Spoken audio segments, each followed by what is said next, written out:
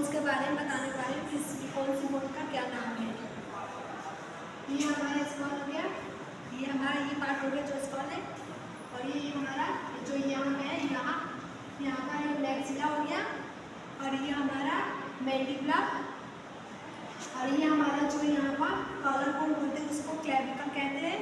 और पीछे के साइड ये जो पीछे हमारा इसको यहाँ पर जो हमारा ये बोन इसको बोलते हैं स्कैपुला। और ये हमारा जो स्टर्नम है, इस पार्ट को स्टर्नम बोलते हैं, जो हमारा आगे यहाँ पर होता है, और ये छोटा छोटा जो तुम लाइन दिख रहा है वो हमारा रिब्स है, रिब्स कैप। और ये हमारा इसको बोलते हैं आर्म्स, और ये हमारा फोर आर्म है। फोर आर्म में हमारा दो बोन्स रहते हैं, ये अल्ना हो गया और ये रेडियल, ये अल्ना और ये रेडियल। और ये हमारा जो दो दिख रहा है ये हमारा पेल्विक रीजन है, और ये हमारा जो न्यूरस है थाई बोन,